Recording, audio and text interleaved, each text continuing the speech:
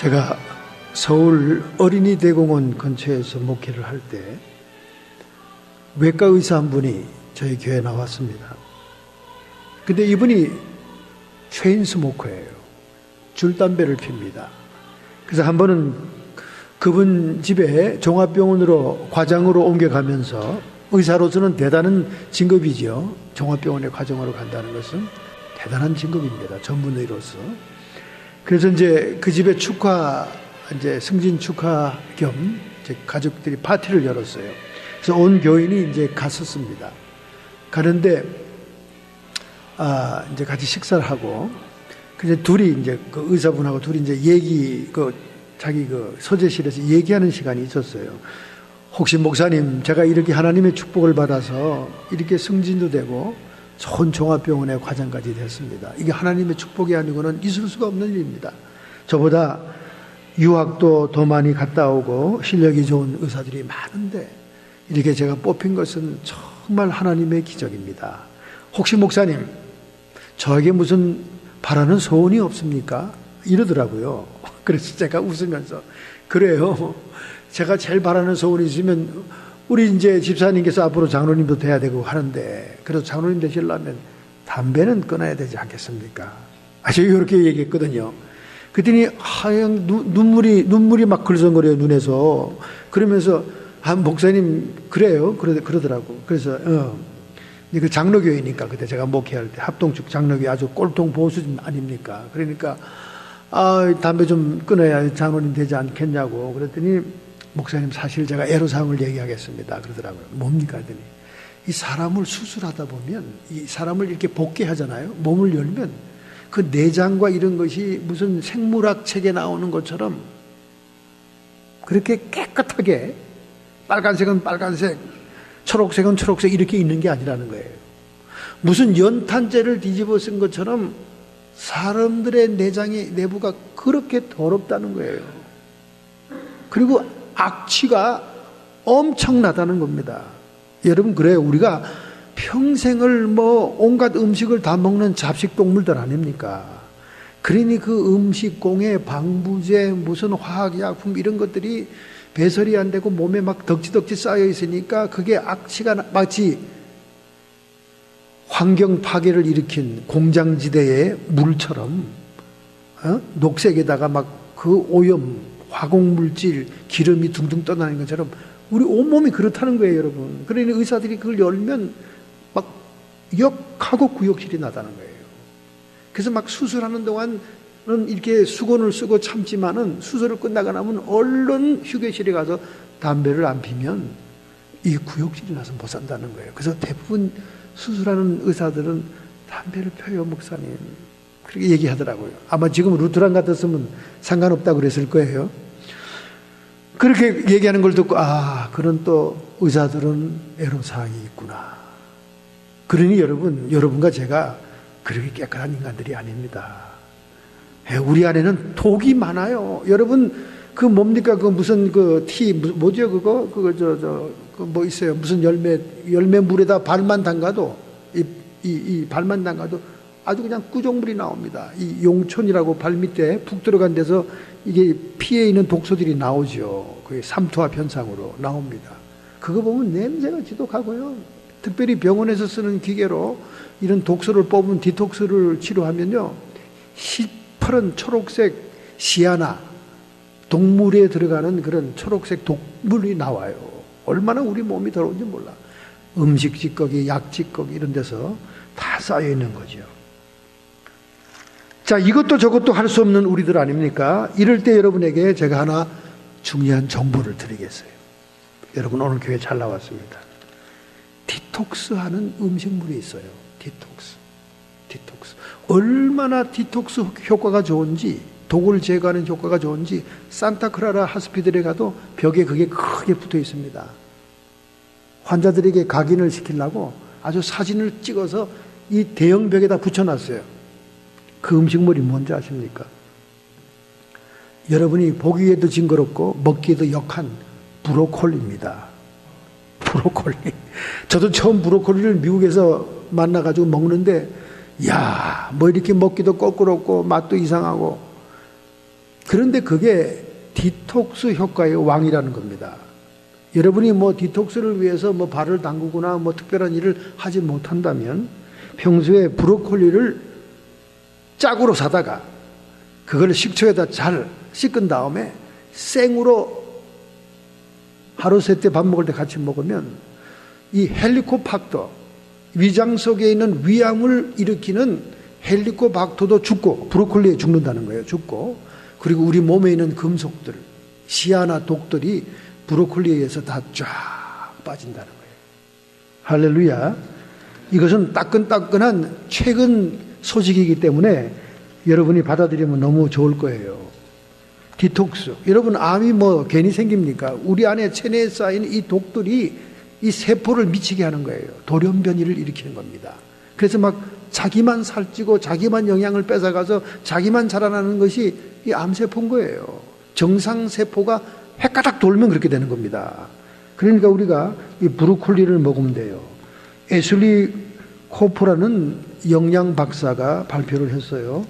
이 브로콜리에는 우리의 영양소인 글루코라 파닌이 많이 들어있는데 이것은 독과 함께 자살을 한다는 겁니다. 꼭 어딥니까? 그 백마강, 응?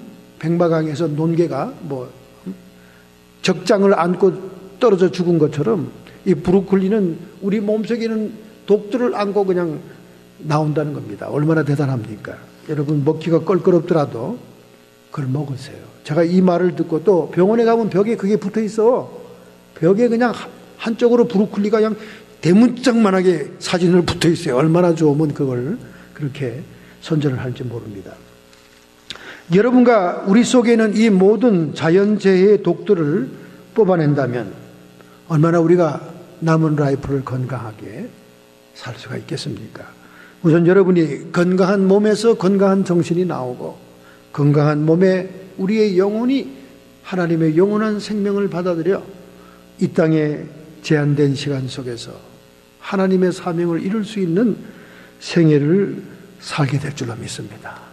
할렐루야. 오늘 본문 말씀을 우리가 읽었는데요. 여기 보니까 뭐 아비들아, 뭐 아이들아, 청년들아 막 정신없어. 막 여러 계층의 사람들을 대상으로 해서 막 본문을 쓰고 있는 거예요. 아비들아, 뭐 아이들아, 청년들아. 여기 본문에 이런 얘기 호칭은 뭐냐? 우리가 육신의 세계의 발달 심리학처럼 정신적으로 발달하고 육체적으로 발달하는 것처럼 우리 영혼도 발달의 단계가 있다는 거예요. 발달의 단계. 4단계가 있다는 거예요. 발달에. 첫째, 유아기가 있습니다. 영적으로도 갓난아기가 있어요. 그 다음에 유년기가 있습니다. 영적으로도 어린아이가 있다는 거예요. 그 다음에 힘쓰고 일 많이 하는 청년기가 있고, 그 다음에 성숙하고 노련한 장년기, 여기 아비들아 그러잖아요. 장년기가 있다는 거예요. 이런 영적인 4가지의 단계를 통해서 우리가 우리의 영적인 라이프를, 생활을 분석해 볼 필요가 있는 거예요. 이게 우리가 신앙인들이라고 해서 믿는 자라고 해서 다 한 등급이 아닌 거예요. 그 영적인 성숙의 차이가 있다는 거예요. 그래서 거기에 맞춰 음식물도 먹어야 되는 겁니다. 갓난아기들은 젖밖에 못 먹어요. 그러니까 영혼의 양식 가운데도 젖이 있어요. 젖은 그냥 소화하는 데 무리가 없고 아무런 부담이 없는 음식물 아니에요. 그래서 오늘날 많은 교회 부드럽고 좋은 얘기 많이 하잖아요. 특별히 조엘 오스틴 같은 목사님은 미국에서 제일 크게 모이는 교회지만 그 젖 같은 음식을 먹이는 거예요. 포지티브 싱킹. 뭐 교회 나오면 잘 된다. 뭐 여러분의 인생은 소망이 있고 좋다. 뭐 이게 아주 물른 음식을 먹이는 것은 영적인 어린아이들에게 해당되는 그런 음식이죠. 근데 언제까지나 평생 그것만 듣고 있으면 영이 안 자라요. 안 자랍니다. 그러니까 단계별로 먹는 음식이 다르듯이 우리의 영도 단계를 이루어 자라간다는 것입니다. 그래서 오늘 우리 설교의 제목처럼 영적 유년기의 단계, 영적 어린아이의 단계에는 여러 가지 많은 증상이 있죠. 영적 어린아이는 제가 금방 스킵하려고 그러는 겁니다. 영적 어린아이 단계에서는 그 스텝을 하지가 않아요. 진동이 있고 이게 요동이 있습니다. 굉장히 신앙이 굴곡이 있는 거죠. 요동치고. 그 다음에 또 이렇게 신앙인들끼리 경쟁하려고 그러고, 막 서로 경쟁하려고 그러고, 막 저 사람이 새벽기도 열심히 나온다, 난 더 일찍 나가야지. 막 이렇게 막 경쟁하고, 저 사람이 교회 커튼에서 나는 카페트를 깔아야지. 막 이렇게 경쟁적인 그런 유치한 신앙이죠. 그 다음에 하나님의 이제 선물만을 바라는 신앙. 이제 갓난아이죠. 부모한테, 어머니한테 사랑만 받고 품에 안기고만 싶고 하는, 마치 여러분의 집에 키우는 강아지들처럼 맨날 사랑받기만 원하는 그런 스타일이죠. 그 다음에 이제 그 5가지의 폐해가 있죠. 악독, 계율, 시기, 모든 비방하는 말. 이런 세상적인 습관을 벗어나지 못합니다. 갓난아기의 상태에서는 악독한 게 아직도 남아있다는 거예요. 그러니까 기독교인이긴 기독교인인데 여전히 사악해. 그 어린아이 상태라는 게 갓난아기. 그 다음에 계율, 말을 막 바꾸면서 세상적인 합리화를 시켜. 그런 것이 어린 갓난아기 시기입니다. 그 다음에 시기. 서로 성도들끼리 경쟁하고 시기하는 그런 시기심이 있고, 그 다음에 모든 비방하는 말. 항상 남을 탓하고 원망 불평하는 그런 그 세상적인 습관이 남아있는 그것이 어린 영적 갓난아기의 상태입니다. 근데 그걸 뛰어넘어. 그걸 다루기는 너무 우리가 아직 그 단계는 아니니까, 그 단계를 넘었으니까 우리 오늘은 그 단계를 뛰어넘은 어린아이의 단계, 영적인 어린아이의 단계는 어떤 것이 있느냐. 오늘 12절에 있습니다. 12절.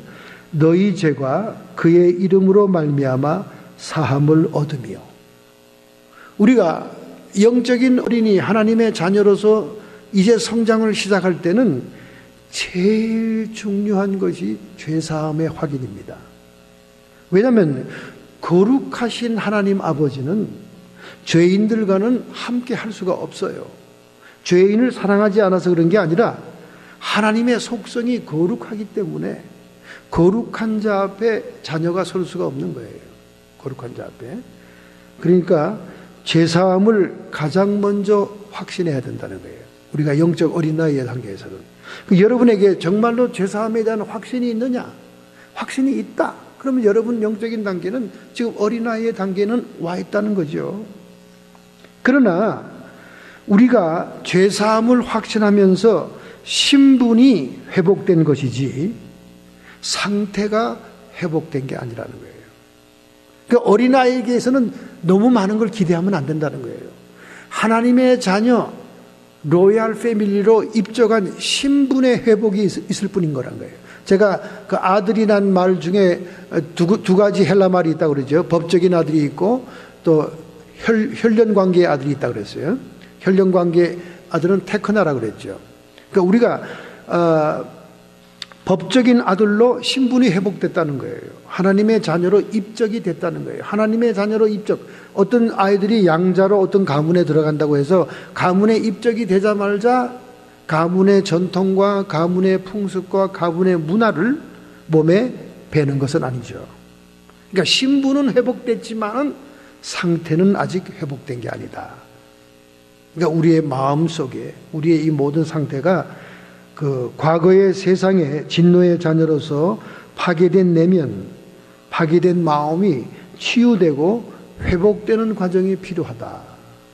이 프로세싱이 필요하다 그 말이죠. 자라나야 된다 그 말이에요. 성숙해야 된다 그 말입니다. 그러니까 우리가 죄사함의 확신을 받는 동시에 신분의 변화가 왔습니다. 하나님의 자녀로 신분이 변화됐어요. 그러나 정말로 하나님이 원하시는 자녀의 상태는 아니다 이게 미완성이다 그 말이죠. 그것은 우리가 점점 이렇게 살아가면서 자기를 변화시켜 가야 된다는 거죠. 옛사람을 버리고 그 사람을 깨트리고 또 자기를 부인하고 십자가를 지는 과정을 통해 이렇게 자기가 성화돼 생티피케이션이 돼 가야 된다 그 말입니다. 그거는 시간이 필요하다. 그래서 죄사함의 확신이 들어오게 될 때는 그 내적인 치유를 시도해야 됩니다. 내적인 치유. 내적인 치유는 과거의 상처가 내 잠재의식 속에 뿌리를 내리고 있죠. 그래서 그것이 쓴물을 냅니다. 히브리서에 나오는 말씀을 근거해서 얘기하는 거예요. 심리학이 오히려 성경보다 늦어요. 성경이 더 먼저 언급이 되어 있습니다. 심리학이 먼저가 아니에요. 그래서 하나님이 그렇게 기록을 해놨습니다. 우리의 잠재의식 속에 쓴뿌리가 박혀 있기 때문에 그 과거의 상처의 쓴뿌리에서 쓴물이 자꾸 나오는 거예요. 과거와 똑같은 공감이 가는 정황이나 상황이 되면 그 쓴물이 또 올라오는 거예요. 그래서 우리가 혈기가 나오고 막 분노가 일어나고 하는 것은 과거에 내가 받은 상처가 또다시 비슷한 환경에서 떠오르는 거예요. 그러니까 내적인 치유가 필요하다는 거죠. 그래서 치유와 회복의 그 과정이 필요하다. 그러니까 어린아이들은 영적으로 무한히 자라나야 된다. 그런 말이에요. 그러니까 우리가 여러분이 정말로 하늘나라 백성으로서 영적인 백성으로서 막 영적으로 성장하기를 원하신다면 기도회든 예배든 열심히 참석해야 돼요. 열심히. 어떤 분은 교회가 필요 없고 어떤 분은 목사도 필요 없다 이렇게 얘기하는 분들이 있는데 그건 잘못 생각하는 거예요. 하나님이 필요해서 목사도 세웠고 교회도 세운 겁니다. 그 안에 우리가 들어있을 때 우리 영이 자라는 거예요. 자기 혼자 독단적으로 성경 공부하고 집에서 뭐 큐티하고 묵상하면 다 될 것 같지만 절대 그렇게 돼 있질 않아요. 하나님이 만드신 구조가 그래요. 하나님이 아이디어가 훌륭하지 여러분의 아이디어가 훌륭합니까? 그렇잖아요. 교회에 그냥 뿌리내지 못하고 들락거리면서 지멋대로 신앙생활하고 지멋대로 목사들한테 시험 들어서 낮아빠지고 이러면요 영적으로 자라지를 못합니다. 그런 사람들은 양신역사하고 있는 거예요. 양신역사. 양신역사가 뭔지 알아요? 과거에 자기를 점령했던 귀신이 그대로 있고 한쪽에는 또 하나님 자녀라고 하는 그런 양쪽 두 다리. 그래서 막 그 아주 갈등이 대단하죠. 영역의 갈등이. 이럴 경우에는 자라지를 못합니다. 그래서 열심히 예배는 예배대로 참석하고 교회는 교회대로 열심히 예배에 참석해서 우리가 하나님의 말씀을 듣는 가운데 그 말씀에 따라 내 내적인 치유가 이루어지고 그리고 회복의 역사가 일어나는 과정이 하루아침에 일어나는 게 아니라는 거예요.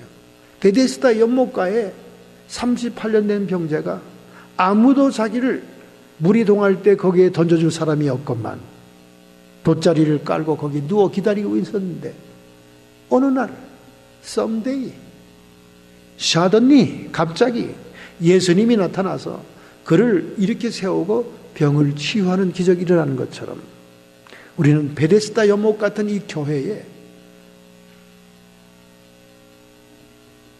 이 안진뱅이처럼 와서 앉아 있어야 되는 거예요. 누가 물이 동할 때 천사가 내려올 때 자기를 넣어주는 사람이 없어도 그 옆에 와서 앉아 있어야 되는 거예요. 그럼 주님이 어느 날 말씀을 통해 지나가다가 우리의 근본 문제를 치료하시고 이렇게 세우는 그날이 있다는 거예요. 할렐루야. 자, 두 번째입니다, 여러분. 두 번째, 우리 첫 번째에서 한 가지 재미있는 얘기가 있어요. 여러분, 우리 일상생활이 어떤 겁니까? 그로서리 마켓에 가서 물건 사는 거잖아요. 그죠? 생필품들을 사고 물건 삽니다. 그런데 물건 살 때 보면 뭐 한두 번도 아니고 매번 카트를 들고 줄을 서야 돼요. 줄을 서야 돼요. 저도 줄을 이렇게 서고 있다가 저쪽 줄이 빠르겠다 싶으면 후닥닥 글로 와서 섭니다. 그런데 웬일입니까? 내가 섰던 줄이 더 빨리 가네. 이야, 이거 똥 밟았네. 아주 그냥 속상할 때가 너무나 많아요. 그래서 제가 오늘 여러분에게 줄 잘 서는 법을 가르쳐 드리려고 그래요. 이거 굉장히 여러분 아무것도 아는 일 같지만 굉장히 우리 생활에 중요합니다. 여러분, 물건을 잔뜩 실은 카트 뒤에 서라. 웬일입니까? 전 물건 많은 사람이면 얼른 피하는데 물건 적은 사람이 여러 명 쭉 서 있는 것보다 물건 많은 카트의 뒤에 서는 게 더 빠르다는 거예요. 왜냐하면 미국 사람들은 이 캐시하고 자연스럽게 말을 많이 합니다. 제 아무리 물건이 적어도 할 말은 다 하고 스캔하고 체크를 끊어줘요. 그러니까 앞에 카트 숫자가 많은 거는 늦은 거예요. 비록 물건이 막 산더미 같더라도 카트가 한두 개밖에 없으면 그게 더 빠르다는 거예요. 우리 상식을 파괴하는 겁니다. 여러분 이걸 잘 아셔야 돼요. 그 다음에 캐시대가 쭉 있는데 오른쪽에 있는 캐시대보다 왼쪽에 있는 캐시대가 더 빨리 나간대요. 항상. 그러니까 될 수 있는 대로 여러분이 딱 봐서 왼쪽에 비어있으면 그쪽으로 가는 게 최고입니다. 그게 통계적으로 그 CCTV로 다 통계를 낸 과학자들의 이 계산이기 때문에 거의 정확합니다, 여러분. 그 다음에 캐시어가 여성일 때가 더 빠르답니다. 남자보다. 여성이. 아무래도 손놀림이 여자들이 더 빠르대요. 손가락은요. 남자들은 어둔하답니다. 그래서 여성 캐시어 쪽에 쓰는 것이 더 빠르다는 거예요. 네, 될 수 있으면. 자, 그 다음에 야채를 많이 실은 사람은 피하는 게 좋다는 겁니다. 야채를 많이 실은 사람은 피하는 게 좋다. 나 그건 왜 그런지는 모르겠어. 어쨌든.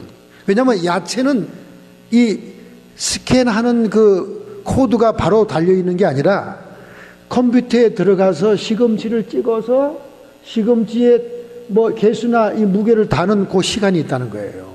다른 물건은 그냥 스캔 찍 하잖아요. 달려있으니까. 근데 이 야채들은 무게도 다르고 그 다음에 종류가 많으니까 컴퓨터로 들어가가지고 그거를 찾는 거예요. 바나나 찾아서 바나나 찍고 이렇게 된다는 거죠.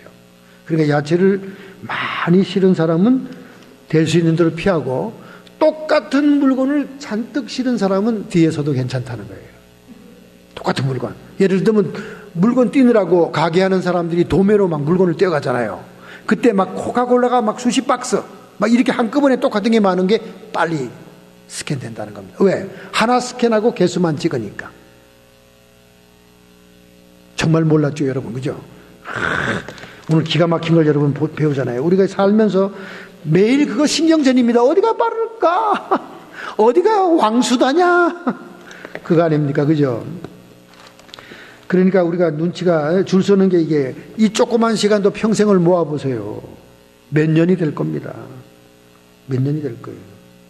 그 다음에 캐시어가 보이지 않는 시각이 차단된 줄은 절대 쓰지 말라는 거예요.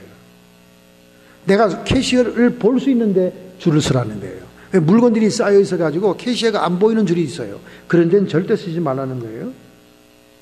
그리고 항상 깨달아야 할 것은 줄 서 있는 시간이 보통 시간보다 항상 길게 느껴진다. 그러므로 그거는 각오해라. 이제 그런 이제 얘기가 나왔습니다. 이렇게 우리가 일상생활에서도 줄을 잘 서는 것이 시간을 절약하는 것인 것처럼 우리가 영적으로도 성장하기 위해서는 믿음의 공동체가 협력이 돼야 돼요. 나 혼자 기도하면 되지 뭐. 독불장군 신앙이 안 자랍니다, 여러분. 중보기도 해주고 서로를 위해 기도해주고 이런 그 팀웍이 우리의 영적인 성장을 일으킨다는 거예요.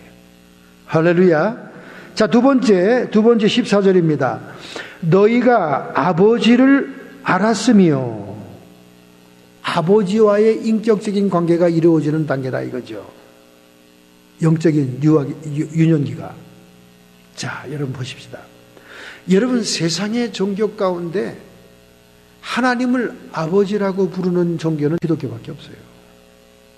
여러분 세상에 어떤 종교를 디벼봐도 자기들이 섬기는 신을 알라라고 부르면 불렀지 아버지라고 부르는 그런 종교는 없다는 거예요.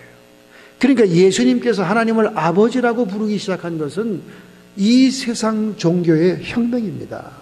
혁명이에요. 어릴 때부터 아버지를 보지 못하고 자란 사람들 많아요. 그런 분들은 하나님 아버지가 얼마나 큰 위로가 되는지 몰라요. 이 딸들 가운데 아버지와 사이가 안 좋던 사람들은요, 하나님을 아버지라고 부르면 하나님에 대한 신앙이 한참 동안 어렵습니다. 그 육신의 아버지의 이미지가 하나님께 이렇게 프로젝션 되기 때문에 하나님도 그런 사람이야? 이렇게 되는 거예요. 근데 그게 아니죠. 우리 하나님 아버지는 정말 사랑이 깊고 자비하신 분입니다. 할렐루야. 하나님이 아버지라는 말의 뜻은 뭐가 포함되어 있냐? 징계와 훈련을 하시는 분이라는 거예요. 때리지 않은 자식은 사생자다, 다른 집 아이다, 그렇게 얘기하고 있잖아요. 성경 히브리서에. 너희가 징계를 받고 맺맞는 자식이라면 아버지의 자식이요, 아버지의 사랑을 받는 자식이다, 그렇게 얘기하고 있습니다. 즉 우리가 영적인 유년기의 단계에서는 하나님 아버지를 아버지라고 부르게 되면서 성령으로 말멈지 않고는 하나님을 아버지로 부를 자가 없느니라, 로마서 8장에 나오잖아요. 그러니까 우리가 예수 믿고 이제 성령의 사람이 되고 나면 하나님이 아버지란 말이 막 저절로 나옵니다. 저는 하나님을 아버지라고 부를 때 얼마나 좋아하는지 몰라요. 막 가슴이 너무나 벅차올랐어요. 그리고 너무 친근하고 너무 가까이 계신 거예요. 그러니까 여러분이 하나님과의 긴밀한 인격적인 관계를 이루게 되는 거죠. 그때 아버지처럼 여러분 하나님과 대화하고 하나님께 질문하고 하나님께 가까이 기도해야 돼요. 너무 여러분의 기도가 허장성사가 많고 거창하고 그러면 이거는 아주 그냥 먼 하나님이 되는 거예요. 구만리 장천 저 멀리 있는 하나님이 되는 거예요. 근데 아버지처럼 다정하게 기도하는 사람은요, 그 기도가 그렇게 상달이 잘 돼요. 저는 청년 때 여자 형제 자매들 가운데 성령 받고 나니까 아빠 그런데 말이죠, 아빠 이렇게 기도하는 사람을 내가 많이 봤거든. 너무 그걸 보면 옆에 지나가다 보면 징그러워. 하나님 보고 아빠 그래서요 오늘 맞춰서 아빠 이런 애들이 많아요. 그것도 은혜가 임하니까 그러는 거지. 보이지 않는 하나님을 그렇게 다정하게 부를 수 있어요? 근데 오늘 여러분 오늘부터 한번 다정하게 대해보세요. 옆에 있는 친근한 아버지처럼 대화도 시도해보고, 허공에다 쭈글쭈글하지만 다른 사람이 보면 저거 미쳤나? 주로 기도 많이 하는 분들은 운전하면서 기도하거든요. 방언도 하고 방해를 받지 않으니까. 그럼 옆에 지나가던 사람들이 막 손가락질합니다. 저도 몇 번 이렇게 얘기 들었어요. 왜냐면 막 혼자 떠들고 막 기도하고 막 대화하고 있으니까 혼자 일어나요. 옆에 있는 사람이. 그런데 우리가 하나님 아버지와의 인격적인 관계를 갖기 시작한다고 말이죠. 그리고 그 하나님으로부터 징계와 훈련이 온다는 거예요. 여러분에게 징계가 없다는 것, 훈련이 없다는 것은 버린 자식이라는 얘기예요. 여러분 우리 주변에 보면 같은 신앙인이라고 이름을 달고 있어도 개판 떡을 쳐도 아무런 상관이 없는 성도들이 많아요. 같은 동료 목사, 친구 목사라도 제가 같은 동료 목사로서 목사들의 뒷내막을 아니까 같이 이렇게 사귀다 보면 저렇게는 안 될 텐데 이런 애도 아무렇지도 않은 사람이 있어요. 제가 좀 잘못하면 그냥 하나님이 모질게 징계를 하고 모질게 치는 경험을 하는데, 아니 저 인간은 저렇게 죄를 지어도 까딱없네. 그래서 제가 물어봤다는 거 아닙니까? 하나님, 저 인간은 왜 저렇게 멀쩡합니까? 이미 그는 버리운 자니라. 여러분, 버리운 자면 징계가 없어요. 사생자입니다. 히브리서에 말하고 있잖아요. 매맞고 훈련을 받지 않는 것은 사생자다고 말해요. 그러니까 이 영적인 유년기의 단계는요, 영으로 성장하기 위해서 따끔한 징계와 훈련이 오게 됩니다. 그것을 여러분 오히려 감사로 받아야 영이 성장해요. 할렐루야. 그래서 인격적인 관계를, 하나님의 성품을 알아가게 되는 거예요. 하나님이 무엇을 원하고 어떤 것이 취향인지를 알게 됩니다.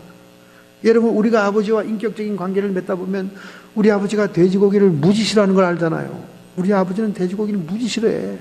그래서 아버지, 내가 그래서 이상해서 아버지 도대체 왜 돼지고기하고 웬 수졌습니까? 왜 이렇게 싫어합니까? 내가 일제시대 때 너무 배고파서 돼지고기를 일본 사람 집에서 얻어먹었는데 급체. 너무 오래간만에 처음 맛있는 걸 먹으니까 너무 급하게 먹다가 급체. 체해가지고 수태 고생하고 난 다음 그 다음부터는 돼지고기 대자도 듣기도 싫고 먹지 않고 평생 안 먹었다는 거예요. 그래서 저희 아버지하고 같이 중국집에 가면 꼭 탕수육도 소고기로 해주세요 이렇게 부탁을 해야 돼요. 돼지고기가 딱 나오면 벌써 아버지는 알아요. 벌써 딱 한번 딱 씹어보면 이건 못 먹는다, 안 못 먹는다. 근데 이런 사연을 모르면 우리 아버지가 굉장히 신령해서 돼지고기를 안 먹는 줄 알아요. 왜냐하면 성경에 돼지고기를 부정한 동물이라고 그랬으니까. 근데 사연을 들어보면 체해서 그래, 체해서. 그래서 아주 정이 똑 떨어진 거예요. 그런데 이상한 건 그 아버지가 싫어하는 돼지고기를 왜 난 또 따라 싫어하냐 그 말이야. 그 아버지하고 취향이 비슷하니까 아버지가 싫어하다 보니까 저도 시들시들해지더라고요. 그 시들시들해져도 아주 안 먹는 건 아닙니다. 지난주에 그냥 윤자매가 해준 이 삼겹살 돼지고기는 너무 맛있게 먹었어요. 너무 맛있게 먹었어요. 네, 맛있을 땐 또 먹어요. 네, 맛있을 땐 먹습니다. 이렇게 하나님의 성품을 알아가는 거예요. 아버지를 너희가 알게 된다. 얼마나 감사합니까? 최근에 미국 애리조나 대법원에서 한 남자가 징역 5년을 선고받았습니다. 그것은 자기 딸의 기저귀를 갈아주고 받은 형량입니다. 지금 애리조나는 아기를 가진 부모들이 막 반발이 얼마나 심한지 몰라요. 애리조나의 성범죄 법이 얼마나 엄격한지 15년 이하의 어린 자녀들에게 그 어린 자녀들의 그 오장육부나 이런 몸을 만지거나 타치하면 무조건 성범죄라는 거예요. 근데 이 남자가 기저귀를 갈아주는데 그걸 고소당해가지고 징역 5년을 맞았어요. 기각하고 항소했는데도 기각했습니다. 그러니까 막 자녀를 가진 부모들이 막 지금 들고 일어나고 난리가 났습니다. 세상에 어린 자녀가 오물을 싸고 몸이 지저분하고 목욕시켜줘야 되고 기저귀를 갈아줘야 되는데 그게 어떻게 성범죄가 됩니까? 이건 해도 너무 지나친 거죠, 여러분. 그렇잖아요? 우리가 어릴 때는 부모들이 우리 몸을 케어해주고 심지어 목욕탕에 함께 들어가서 막 등을 밀어주고 막 닦아주는 그런 인격적인 관계로서 부모와의 사랑이 자라나는데 말이죠. 너무 지나친 거지요. 애리조나의 법이 도에 지나친 겁니다. 엉뚱한 데 가서는 윤리도덕이 타락되어 있으면서 엉뚱한 데 가가지고는 이상한 것이 법이 이렇게 돼 있어요. 이 법이 참 이상합니다. 이런 미국은 이상해요. 지난 13일에 징역 5년을 때도 말씀, 애리조나 대법원은 지난 13일에 어린 딸의 기저귀를 갈다가 아동 성추행 혐의로 기소된 한 남성이 5년형을 받았다는 거예요. 아이고, 참 정말 어떻게 세상이 돌아가는지 정말 모르겠어요. 우리는 아버지를 알아가게 되고 아버지와의 좋은 인격적인 만남을 갖게 되는 것입니다. 할렐루야. 자, 그렇기 때문에 이 부모님의 사랑을 많이 받고 자란 분들은 이 아버지 같은 하나님과의 관계를 굉장히 잘 이룹니다. 잘 이뤄요. 저도 어릴 때부터 아버지에 대한 그 거리감이 굉장히 많았어요. 왜냐하면 아버지가 너무 강대상에서 설교하는 분이고, 그리고 자녀들이 많다 보니까 사랑을 그렇게 디테일하게 애틋하게 해줄 시간도 없었고, 뭐 교인들 바쁘니까요. 제가 가장 처절하고 절망스러웠던 게 뭐냐면, 제 친구 집에 가서 앨범 사진을 보면 그 앨범 사진에 우리 아버지가 다 뒤에 서 있어요. 성경책 딱 들고. 그런데 제 앨범 사진은 한 번도 나타난 적이 없어요. 저는 제 앨범 사진만 볼 때는 아무런 아쉬움도 없고 몰랐는데, 내 친구 집에 가서, 내 또래 친구 집에 가서 사진을 보니까 우리 아버지가 성경책 들고 서 있어. 이거 어떻게 된 거야? 그때부터 정말 제가 처절하고 슬프더라고요. 근데 이제 이런 것이 이제 목회 활동이거든요. 목회 활동. 자녀들은 못 챙겨도 교인들의 자녀들을 챙기는 것이 이제 목회자들의 자세인데, 제가 지금에 와서 보면 그 굉장히 훌륭한 목회자시죠. 제가 이 나이가 커서는 아버지와의 그 인격적인 관계가 상당히 좋았습니다. 저희 아버지의 말년과 이렇게 마지막에 참 잘 지냈고, 또 저희 아버님이 마지막 돌아가시면서 유언도 저에 대한 유언을 하시고 가셨어요. 제가 그때 대만에서 부흥회하고 있었습니다. 대만이 한국과 수교를 끊어가지고요, 한국으로 들어가는 직항로가 없어요. 또 미국하고도 이렇게, 미국이 공산 차이나하고 외교를 맺으니까 미국하고도 직항로가 없어요. 비행기가. 너무 놀랍죠, 여러분? 근데 아버님이 임종했다는 소식을 듣고 장례식에 와야 되는데 비행기가 있어야지. 비행기를 찾아서 이렇게 하다 보면 장례식 다 끝나는 거예요. 장례식 다 끝나는 걸 위해서 대만에 부흥회를 때려치고 옵니까? 신문 광고 부흥회 내고 온 교인이 준비기도 하고, 그리고 부흥회 첫날인데 어떻게 제가 장례식 하겠다고 미국으로 돌아와요? 그래서 제가 그냥 미안하다고 미국에다 전화를 했죠. 지금 비행기를 예약하려 해도 비행기가 없다. 직항이 없어서. 그러니 나의 섭섭한 말씀을 전해달라. 이제 그렇게 얘기하고 저는 못 참석했죠. 근데 그 장례식이 스카이론인데 굉장히 비바람이 쳤다고 그럽니다. 그냥 비바람이 치고 얼마나 비가 왔는지 굉장히 그 장례식에 참석하는 분들이 고통스러웠다는 얘기를 들었습니다. 근데 마지막 죽는 순간에 저는 우리 어머니가 저를 사랑하는 건 저는 알았어요. 아주 뭐 세상에 둘도 없는 어머니로 저를 사랑했으니까. 저희 어머님이 임종할 때도 제가 목회지에서 못 갔죠. 새벽 기도를 하는데 하나님의 음성이 들리는 거예요.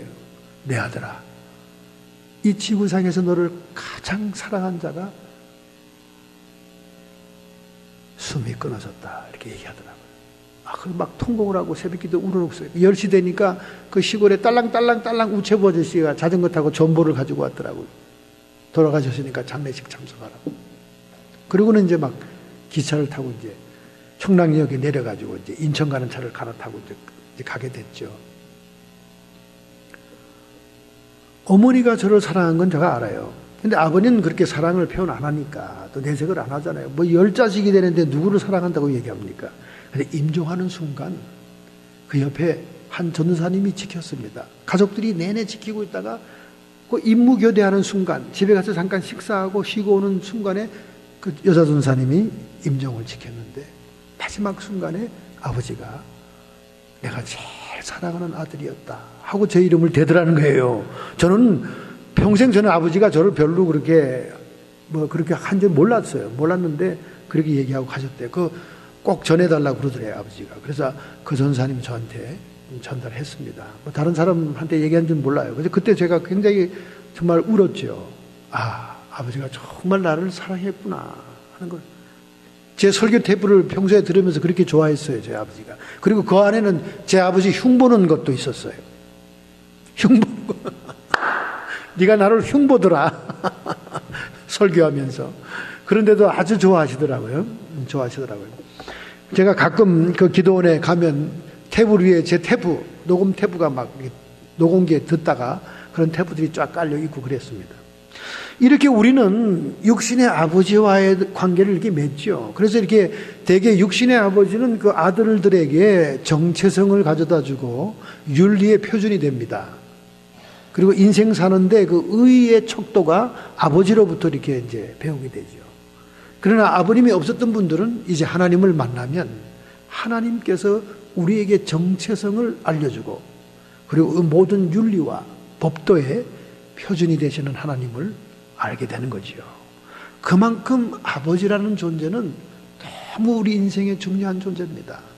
그렇기 때문에 우리 신앙생활에서도 하나님 아버지와 인격적인 교제와 만남이 있다는 건 얼마나 훌륭한 일인지 몰라요. 요한 1서에 보면 8절에 우리가 빛 가운데 있으면 빛 가운데 아버지와 사귐이 있다는 거예요. 할렐루야. 여러분이 회개한 심령이고 여러분의 삶이 빛 가운데 있다고 생각이 된다면 항상 주님과 이렇게 교제하시기 바랍니다. 교제하시기 바랍니다. 주님이 아버지처럼 반드시 여러분 옆에 있습니다. 저는요 이렇게 성령을 통해서 내면적으로 음성을 들을 뿐만 아니라 무슨 제가 어릴 때부터 청년 때부터 그랬으니까 아니라 밖에서 우리와 같이 말씀하는 것도 들었어요. 많이 들었어요. 제가 어떤 위기에 처해 있거나 제가 어떤 좀 이렇게 다른 일을 이렇게 하고 있을 때 하나님이 음성으로 크게 이렇게 들려주는 그런 체험들 있었습니다. 제가 신학대학 다닐 때도 그런 일이 있었습니다. 우리가 계속 이렇게 인격적인 교제와 사귐을 통해 하나님 아버지를 알아가야 된다는 거예요. 할렐루야. 얼마나 귀한 일인지 모릅니다. 그러므로 여러분이 너무 기도를 포멀하게 그냥 공식적인 사무적인 기도를 하지 마세요. 집에서 여러분이 개인적으로 기도할 때는 다정하게 아버지와의 인격적인 교제로 회화체로 기도하세요. 하나님 아버지, 내가 이것에 대해서 퀘션이 있습니다. 이게 무슨 뜻이죠? 성경을 읽다가도 질문을 하세요, 여러분. 그럼 반드시 살아계신 성령을 통해서 여러분에게 답변을 주실 때가 많아요. 많습니다. 여러분이 하나님의 음성을 듣게 되는 계기는 언제냐? 여러분이 질문을 많이 할 때입니다. 할렐루야. 우리 유대인들의 히브리식 유아 교육에 질의와 문답의 방법이 있습니다.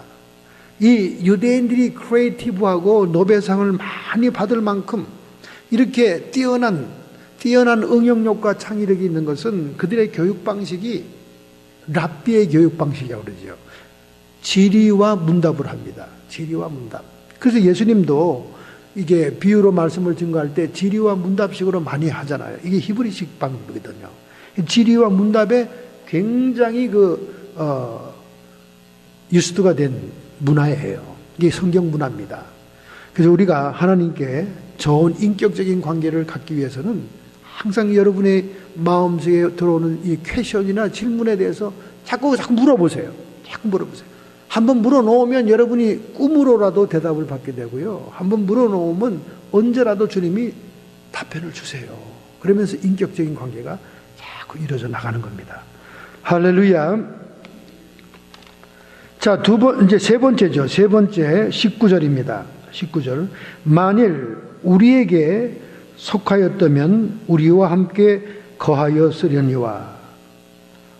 영적인 유년의 단계는 소속감이 있다는 거예요. 여러분, 한 어린아이가 잘 자라나려면 한 가정에 분명히 소속이 돼 있어야 돼요. 심지어 고아라면 포스터 홈에라도 소속이 돼 있어야 자라납니다. 왜냐하면 어린아이 때는 양육을 받아야 되고 보호를 받아야 되고 이렇게 성장할 수 있는 환경이 돼야 되는 거 아닙니까? 그러므로 여러분과 제가 소속감을 갖게 될 때 우리는 영적으로 이제 성장하게 되는 거죠. 그래서 요한일서 19장 4장 4절을 말씀합니다. 죄를 짓는 자는 요한일서 3장 8절입니다. 죄를 짓는 자는 마귀에게 속하나니 죄를 짓는 자는 마귀에게 속한다는 거예요. 여러분이 구원받은 백성이든 오래 교회를 다니던 성도든 간에 죄를 짓고 있는 상태에서는 마귀에게 소속되어 있는 거예요. 우리가 회개해야 하나님 나라에 소속되는 겁니다. 그래서 예수님께서 첫 번째 음성이 회개하라, 천국이 가까우니라. 리펜트가 중요한 거죠. 리펜트. 사실 회개라는 거 단순한 겁니다. 우리가 마음의 방향만 바꾸면 되고 하나님께 고백만 진실되게 하면 되는데 이 회개마저도 쉽지 않더라는 거예요. 오른편 강도는 회개가 되는데 왜 왼편 강도는 회개가 안 됩니까? 오른편 강도는 회개가 되어 주님과 낙원에 간다고 인증을 받는데 왜 왼편 강도는 안 되냐고 말이죠. 이 회개라는 것이 참 성령과 함께 오는 은혜이기 때문에 그래요. 여러분이 꼴까닥 평생 실컷 재밌게 살다가 죽는 순간 회개하고 하늘나라 가겠다고 하는 사람이 많아요. 그렇게 아주 대기자가 많습니다.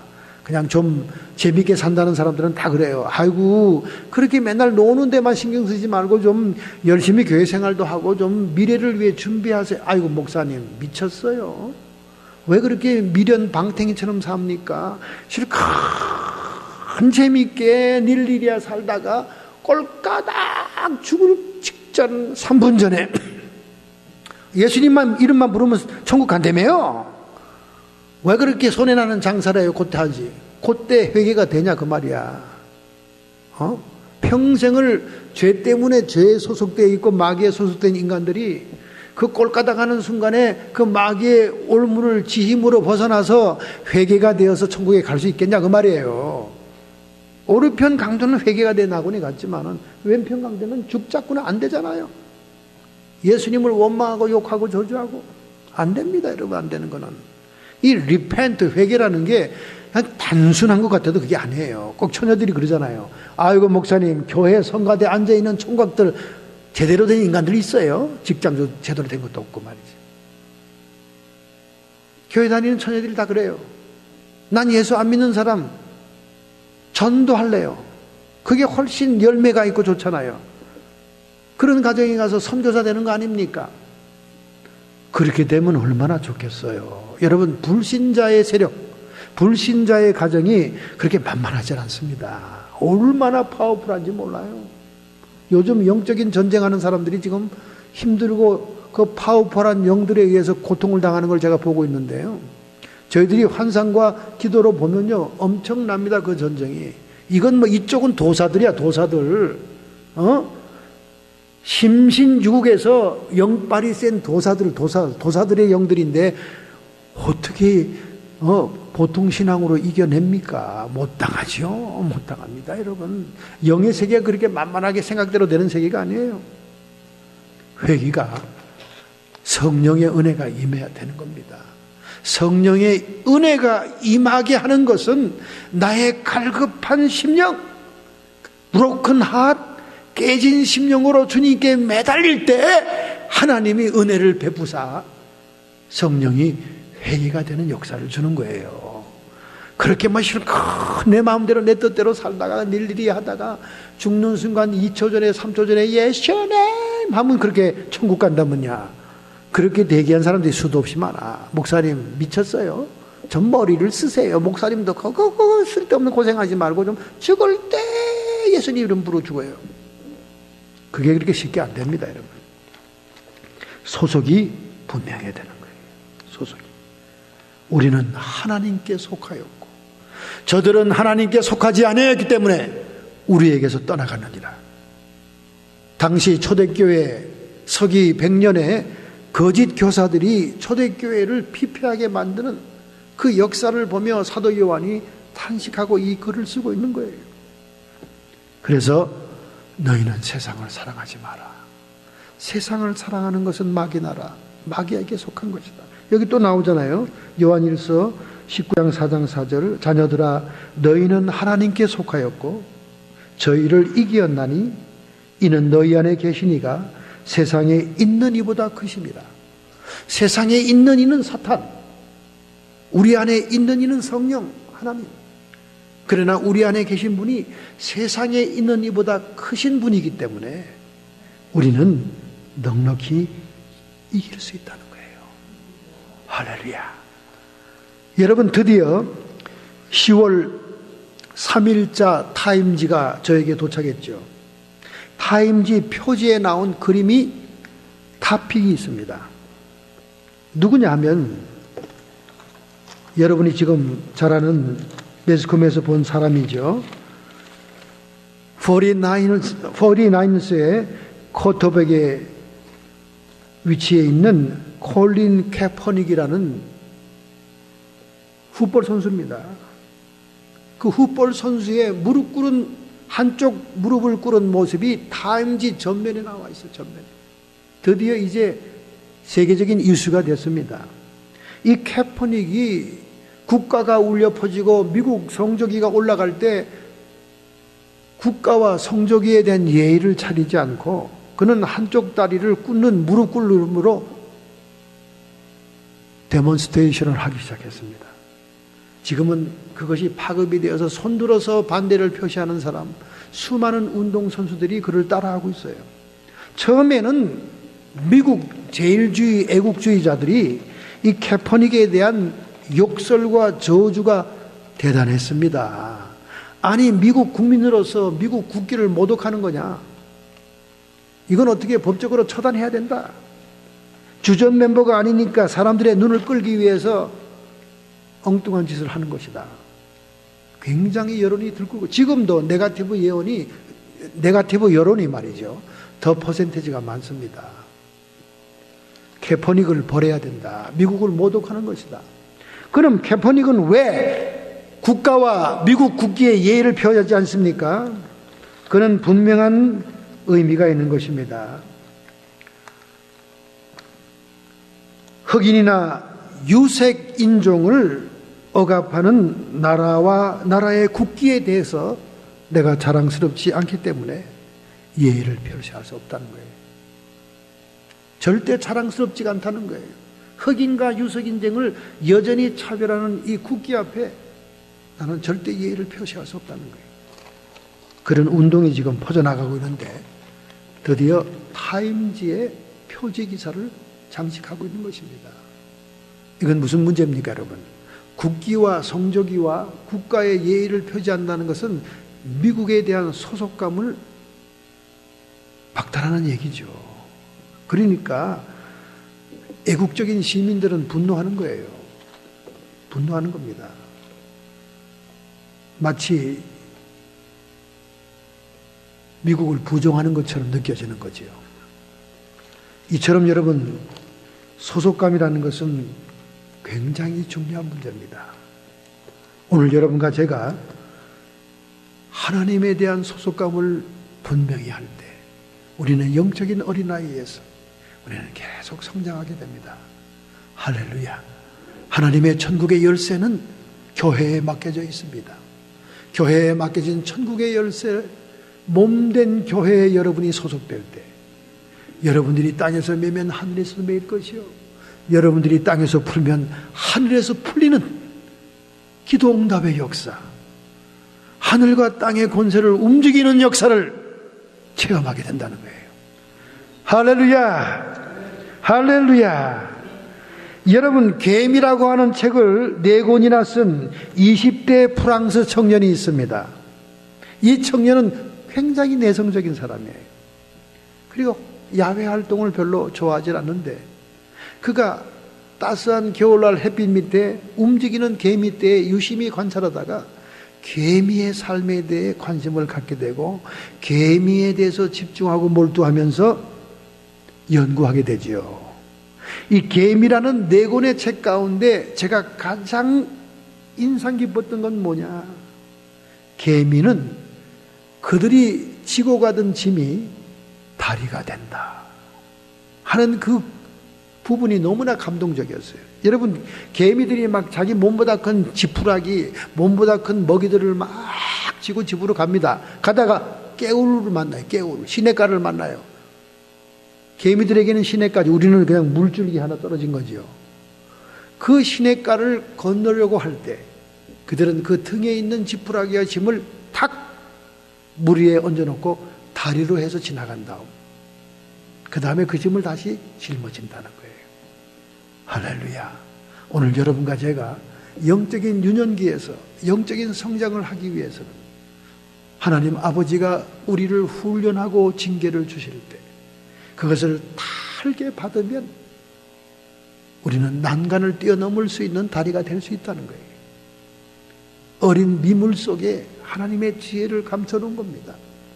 우리는 환난을 받을 때, 연단을 받을 때, 징계를 받을 때 그때는 슬퍼 보이고 비참해 보이지만은 그것이 다 하나님께서 우리를 성장시키고 온전케 하고 하늘나라의 백성을 만들기 위한 놀라운 섭리가 있다는 걸 생각하게 되면 정말 감사가 우리 마음에서 복받쳐 흐른다는 거예요. 할렐루야. 어떤 글 쓰는 소설가가 말이죠, 에펠탑 카페에 의자 하나를 영구 전세를 냈습니다. 카페, 여러분 에펠탑 아시죠? 프랑스 그러면 에펠탑이 그냥 항상 있습니다. 웹사이트 인터넷 보면 에펠탑을 공중에서 찍고 왼쪽에서 찍고 아래에서 찍고 옆에서 찍고 번개 벼락 맞을 때 찍고 비 올 때 찍고 여름에 옆에 분수가 솟구칠 때 찍고. 아니 그러면 에펠탑 없으면 프랑스 파리는 찍을 게 없나? 마치 우리 샌프란시스코 금문교 찍듯이 말이에요. 금문교 없으면 샌프란시스코가 아니야. 그런데 그 카페에 의자를 영구적으로 전세를 내서 거기에 앉아가지고 맨날 글을 쓰는 거예요. 이 소설가가 이름 꽤나 있기 때문에 그 의자를 영구 전세를 준 거예요. 그래서 그 소설을 잘하는 그 기자가, 파리의 기자가 가서 인터뷰를 했습니다. 아이고 작가님, 아니 도대체 작가님은 에펠탑을 너무 좋아하는가 봐요. 에펠탑을 얼마나 좋아하면 여기다가 평생 전세를 해서 이 의자에서 글을 씁니까? 정말 놀랄 일입니다.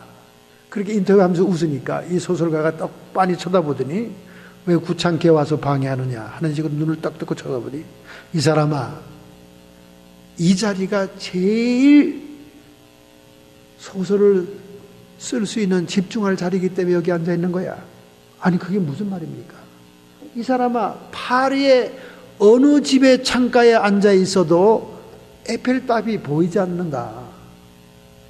그러면 에펠탑을 쳐다보면 에펠탑의 추억이 생각나고 에펠탑에서 만났던 친구들이 생각나고 도대체 소설에 집중이 안 돼? 그러면요, 내가 여기 앉아 있으니까 에펠탑을 못 보잖니? 얼마나 집중이 잘 되는지 몰라. 내가 내 소설을 완성하기 위해서 이 전세 낸 거예요. 이 파리장이 너무 머리가 좋죠, 그죠? 이 파리는 말이죠, 이상한 도시라서 하여간 창문만 열고 떠나게 보면 에펠탑이 안 보이는 데가 없다는 거예요. 그러니까 에펠탑을 보면 글에 집중이 안 된다는 게, 글에 집중이 안 돼. 그놈의 에펠탑 때문에 집중이 안 되는 거야. 저도 뭐 에펠탑에 대한 사진을 모아놓은 게 한두 가지가 아니에요. 집중이 안 된다는 거예요. 그래서 에펠탑 안에 들어앉아가지고 소설을 쓰고 있다는 거예요. 이렇게 소설 하나도 집중하기 위해서 이렇게 아이디어를 내고 있지 않습니까? 아이디어를 내고 있어요. 여러분과 제가 영적으로 성장하기 위해서는 영에 집중해야 됩니다. 로마서 8장 6, 7절에 말씀하기를 육으로 난 것은 육이요 영으로 난 것은 영이니.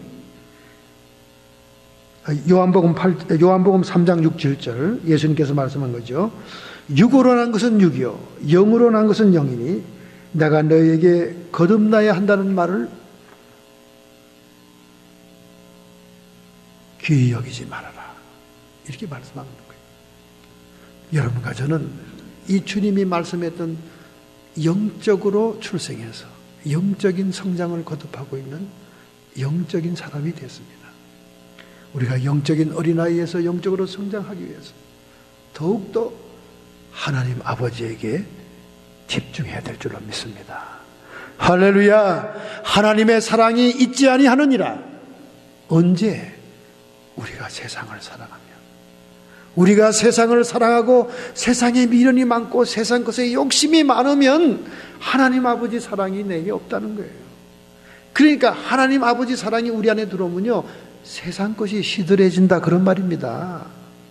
여러분 아직도 세상 것이 뭐 탐나고 그냥 액세서리가 그냥 탐나고 뭐 그냥 더 갖고 싶고 또 이러면 아직 영이 안 자란 거예요. 여러분 아직도 세상 살아가는 겁니다. 여러분 세상에 미련이 떠나가면요 아까운 게 없어요. 그리고 내 안에 하나님의 사랑이 들어앉아 있으면요 항상 충족하기 때문에 아쉬운 게 별로 없어요. 저는 이렇게 떼거리로 크루즈 떠난 사람들 하나도 부럽지 않아. 지금 얼마나 지루할까. 이제 십몇일이 됐는데 크루즈 안에서 아이고 지루해라. 크루즈 안에 있으면요 십몇일 되면요 사람들이 빨리 육지로 내려갔으면 좋겠다. 아유 지겨워 멀미난다 얘 이렇게 된다는 거예요. 하나도 안 불어. 하나도 안 불어. 크루즈 탄 사람. 왜? 하나님의 사랑에 내 안에 충만하니까. 세상을 사랑하지 않으니까. 세상 것에 미련이 없으니까. 아유 하나님 저렇게 많은 목사님들이 성지순례를 한 번도 아니고 5번씩 갔다 오고요. 난 5번씩 갔다 오는 인간들 한심해 보여. 한심해 보여. 지 한 번 갔다 왔으면 나머지 4번은 못 간 시골 목사님들, 미자립교회 목사님들 좀 보내면 안 돼? 좀 보내면 안 돼? 예수 이름으로? 그냥 그 가고 또 가고 맨 아랍인 상의만 버글거리고 기념품 가게만 잔뜩 있고 그 기념 성지라는 것이 전부 다 거짓말로 만들어 놓은 거 아니에요. 예수님 탄생지도 여러 군데, 예수님 부활한 무덤도 여러 군데, 어떤 게 진짜지도 모르는 거 아니에요. 그거 뭐 좋다고 맨날 그게 몇 번씩 갑니까? 안 가본 사람 좀 보내줘야지.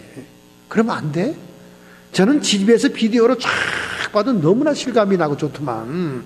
그거 뭐 이렇게 뗀 돈을 들이고 그렇게 그냥 그 시내산에 꼭대기 올라갔다가 야 소리치고 뭐 햇빛을 그 시내사 그거 다 가짜 아니요? 그 시내사 그거 가짜요. 진짜 시내산은 사우디아라비아에 있는 거야.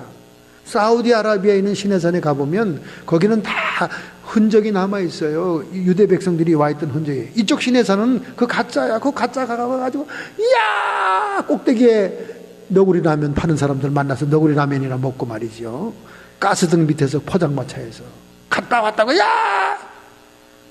하나님의 사랑이 가득 차면요 하나도 부러운 것도 없고 아쉬운 것도 없어요. 아까울 것도 없어. 여러분의 세상이 너무 좋고 사랑스럽고 그러면 여러분 안에 하나님의 사랑이 없는 것입니다. 우리가 영적으로 충만해져야 돼요. 영적으로 살아야 됩니다. 그래야 천국이 우리에게 다가오고 이 땅에서도 하나님 나라 생활을 할 수 있는 것입니다. 여러분의 영적인 단계가 계속 상승하기를 예수님의 이름으로 축원합니다. 결단하고 결심하는 마음으로 여러분의 가슴에 손을 얹기 바랍니다. 전능자의 손길이 우리와 함께 있습니다. 오늘 우리가 우리의 의지를 들어 결단하고 결심한다면 영적인 어린아이의 상태에서 우리의 영이 자라날 수 있습니다. 하나님 아버지와 인격적인 관계를 맺으며 하나님의 징계와 훈련이 올 때 달게 감사하면서 받으면서 우리에게는 모든 고난과 환난을 하나님으로 향하는 놀라운 집중력으로 바꿔야 될 줄로 믿습니다. 전능하신 주님, 오늘 저희들은 주님의 말씀을 듣고 깊은 깨달음이 있어 오늘 우리는 결단하고 결심합니다. 우리 안에 하나님의 사랑을 향하여 집중하게 해 주옵소서. 세상을 향하던 욕망과 욕심, 세상을 사랑하는 마음보다 아버지 하나님의 사랑에 충만한 자들이 되게 해 주옵소서. 이렇게 자신을 드리고자 헌신하는 모든 성도들의 육체에 있는 악한 질병들은 예수님의 보혈 권세로 치료받고 떠나갈지어다. 모든 고통은 사라져라. 모든 질병의 흔적들은 치료함을 받을지어다.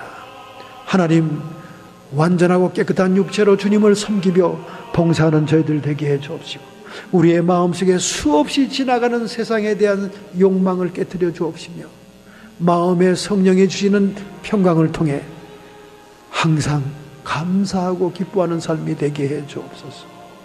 뿐만 아니라 악한 마귀 사탄 귀신의 세력들은 요새와 견고한 진으로 우리를 조종하고 우리를 결박하고 있사오나, 예수님께서 십자가에서 권사와 종세를 벗어버려 승리하셨사오니 이 시간 명하노라. 모든 귀신의 세력들은 그 묶음을 풀고 떠나가고 물러갈지어다. 하나님 아버지, 주님의 영광 속에 사는 저희들 되게 해 주옵소서. 예수님의 이름으로 감사하며 축복하며 기도하옵나이다. 아멘.